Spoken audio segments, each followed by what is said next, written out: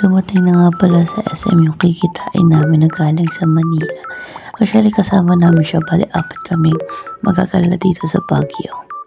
Nauna lang kami sa kanya ng 29 ng umaga. Tapos bumiyahe siya ng 29 ng gabi. So pinabukasan siya dumating ng madaling araw. Papunta na pala kami ng SM nito. Actually late na nga kami, siguro almost 1 hour na rin ang late namin.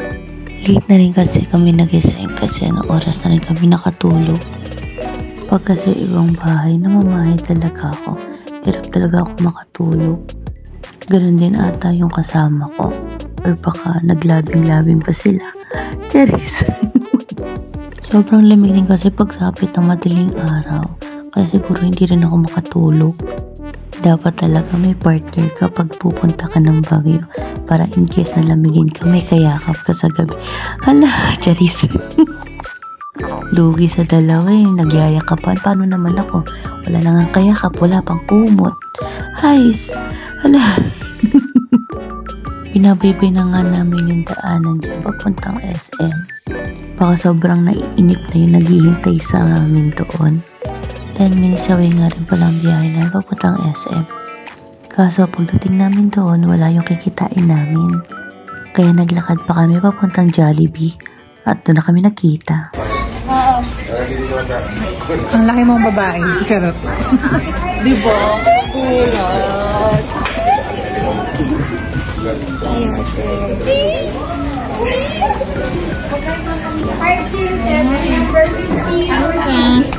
Ano hindi pa ako nakapunta na ng hard? Videoan ko muna kayo. Hi guys, ito po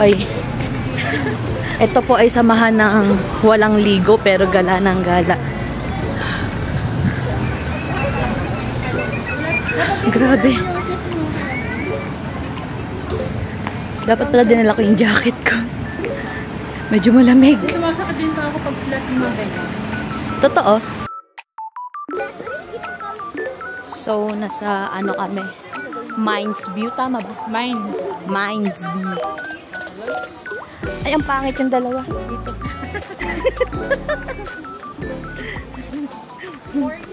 Kung pupunta man kayo ng Mines View, I recommend na panghuli na siya. Kasi more on, bilihan lang siya ng mga pasalubong. For me lang ha, hindi ko siya marirecommend na mapuntahan siya ng una. Mas more on, marirecommend ko puntahan niyo yung mga botanical garden, gano'n. Strawberry farm, the mansion, and the ride park. And the rest, yun, puntahan nyo din kung ano pa yung mga gusto nyo puntahan. And then, if ever na gusto nyo din pumunta dito sa Mines View, yun nga, i-recommend ko na ipanghuli nyo na lang siya kasi more on, pasalubong lang talaga yung mabibili nyo dito. Ito kasi yung una namin napuntahan. And dito rin kami nakabili ng pangpasalubong na. Kaya naglalakad na kami papunta sa The Mansion. May mga bitbit na kami pasalubong. Kasi nakabili na kami dito sa Mines View. Walking distance din pala dito yung The Mansion. Kaya after namin sa Mines View, naglakad na kami papunta sa The Mansion. Tapat din pala ng The Mansion ang The Ride Park. So pagtapos na kayo mag-picture-picture sa The Mansion, pwede kayong tumawid at pumunta sa The Ride Park. Habang naglalakad nga pala kami papunta sa The Mansion, meron kaming nadaanan na magandang view. Papalampasin ba namin yung view na ganyang kaganda? Siyempre, hindi. Ano pang gagawin? Mag-picture-picture na dyan. Siyempre, ano pang gagawin? Di ba? Ano, malami mo naman titigan yan. Hindi mo tititigan ng ganyan kaganda. Dapat kumuha ka ng magandang shot. Mag-feeling model ka dyan. Mag-pose-pose ka. Ganon. Charis.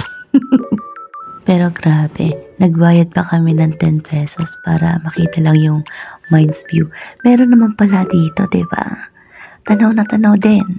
After namin mag-picture, syempre, nagdiretso na kami sa The Mansion. So, ayan. Picture-picture ulit. Walang kasawaang picture. Meron pang yan. Meron pang sayaw. May introduction number. Taray! Oh, anak, galingan mo mag-pose. Isa pa. A.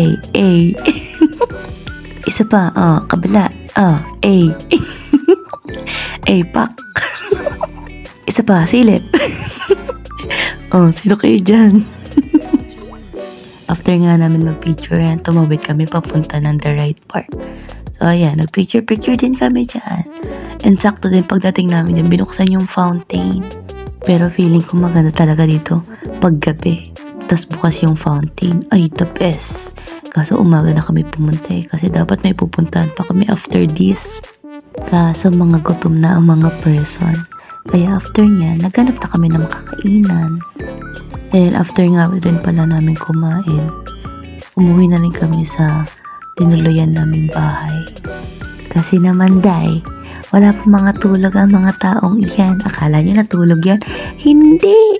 Wala mga tulog yan. Tapos nagala na wala pang ligo. Kaya ang ending, ayan. Pagkatapos namin maggala, umikot-ikot ng ilang milya, umuwi na rin kami. Kasi gutom na. Antok pa. Ano pa? Take over. Yun, buti naman. So, buti naman hi guys. Nag-take over ako. Ako lang din.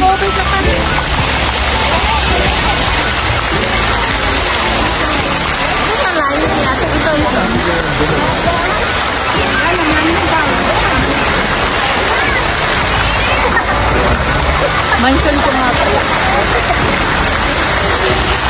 After namin magpahinga, nagpunta naman kami ng night market, kinagabihan. Dito na rin pala kami naghapunan. Namili kami ng mga pagkain sa tabi-tabi.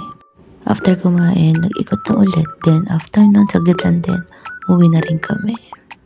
Kasi pagod pa ang mga person, kaya matutulog ulit ng mahimbing.